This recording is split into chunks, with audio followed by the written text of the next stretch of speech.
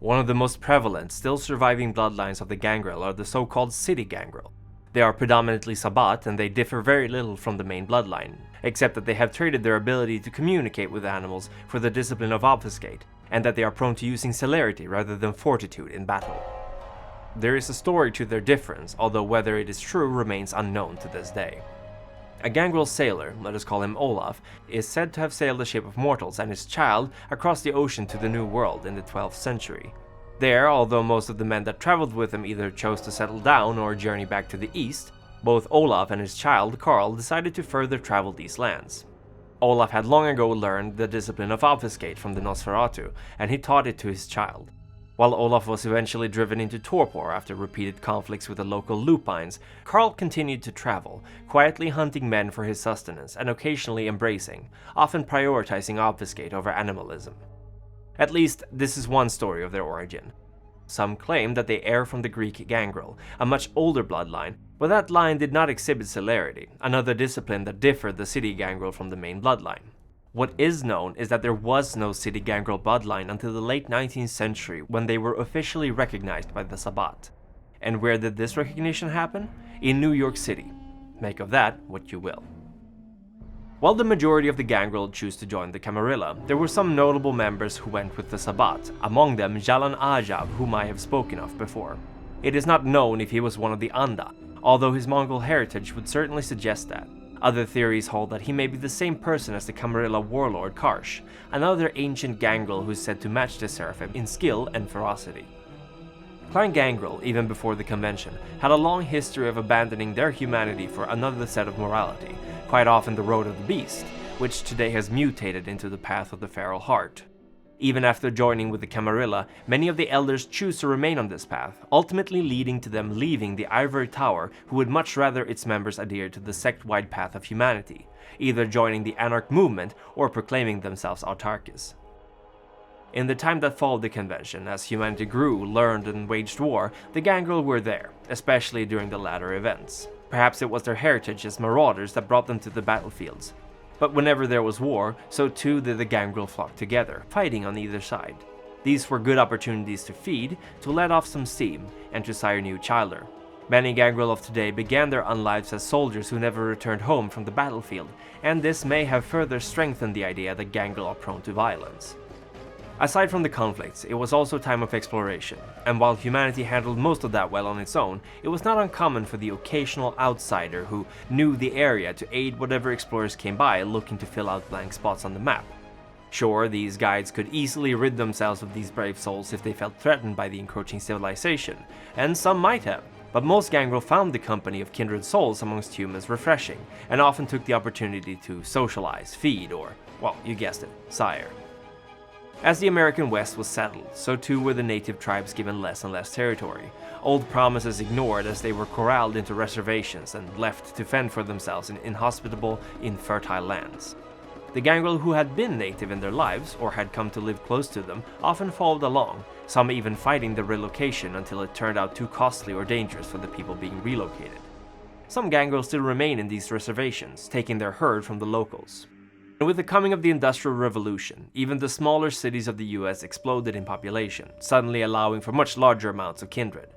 This, coupled with the sudden wealth produced by many small, previously rural cities, was extremely attractive to many kindred, and the Gangrel who, until then, had claimed these territories suddenly found themselves muscled out by the other Camarilla or Sabbat clans. How they chose to deal with this varied, many trying their hands at being prince themselves, to varying degrees of success, while others sucked it up, allowing another to take over in exchange for boons and a seat at the Primogen Council. Many just simply up and left, deciding it wasn't worth the hassle. Thankfully for the Gangrel and the Lupines, the US government did declare some territories as national parks, prohibiting settlements in these regions and exploiting of their resources. This, coupled with a movement of outdoor living beginning in the early 20th century, allowed many Gangrel to feed from hikers and campers while still remaining in the wilderness. Unfortunately, these kind of territories likewise attracted the werewolves, who often didn't take kindly to vampires feeding on their lands. Sometimes, however, some manner of settlement could be made between the two, most often the Gangrel promising that no other vampires would come into their territory. Cities, while historically never the territory of the Gangrel, came to change so fundamentally in nature during the 20th century that even older Gangrel would find them worthy places to hunt in. Long, winding tunnels underground, tall skyscrapers from which to roost and watch for prey, and countless hiding places to explore and feed at. Although the traditional Gangrel is called counter-Gangrel in the Sabbat, even their type, especially the younger ones, find that their wild spirit can be quelled even in a metropolis. In the 20th century, cars and planes began to replace the Gangrel. Trains had already beaten the outsiders in terms of speed, but not versatility. If a message needed to be discreetly delivered, a Gangrel could do it much easier than a courier on a train, but when every home had a car, it suddenly was no issue hiding out in the open. And although it took a while for commercial airlines to become a viable means of travel, the Gangrel's ability to fly in the form of a bat or a bird suddenly was no longer quite as impressive as soon as the Wright brothers did their first successful flight. Gangrel generally kept out of the politics of the two Great Wars, with a few exceptions, and then most often it would be a single Gangrel or two who would align themselves with a moral institution dear to them in life. However, one group of kindred making their political presence known in the 1900s were the Valkyries. These Gangrel were longtime supporters of Odin the All-High, an ancient Gangrel Methuselah who had ruled over the Scandinavian Gangrel for a long time before he had fallen into torpor after fighting the Get of Fenris Lupines. Odin's grandchild, Brunhilde, awoke from her own torpor due to the bloodshed of the First World War, and she has since reformed the Valkyrie, committing acts of terrorism to subvert both the Camarilla and Sabbat influence. She has also sent emissaries to the Anarch Free States to recruit more warriors for her cause, and it is said that she is protecting Odin's torpored body even now, waiting for his rise and the beginning of Ragnarok, the end times. The Second World War was no glorious time, especially not for kindred. Plenty of Gangrel, like most other vampires, found opportunity in it, whether it be to find a new child, feed unhindered in the chaos, or make off with riches that disappeared. And since quite a number of Gangrel had Roma as their chosen herd to feed from, one would assume that they would stick out their necks to protect them, but there is painfully little evidence that this was ever done. With roughly 60 million dead in the war and its after-effects, Europe found itself hosting far too many kindred to sustain without risking the Masquerade, and a new wave of younger vampires were sent to the Americas, which had remained relatively untouched by the war. The Gangrel remained with the Camarilla until 1999, after which events involving an ancient artifact reputedly being a part of an antediluvian caused them to split from the sect. After Xavier, the Gangrel Justicar failed in killing the creature wielding it, resulting in the death of a significant number of his clan, Xavier appeared before the Inner Circle, demanding that they help him get revenge on this creature. The council ignored his demands and repeated that antediluvians are merely myth and legend. Enraged, Xavier left the meeting and officially withdrew his clan from the Camarilla. Not too long after that, Xavier was killed under mysterious circumstances, and while a few Gangrel still remain with the sect, most have quietly left it, many feeling guilt for not supporting their former Justicar until after his final death. The Gangrel who have chosen to remain now have no higher representation for their clan, and aside from the occasional prince or primogen, they are now a minor faction within the Ivory Tower. The Gangrel are a clan with a plethora of bloodlines. Some believe this may be due to the inherent mutability of their blood. As one of the few clans who can change their shape, they are said to be much more prone to mutations of the blood, resulting in new traits cropping up.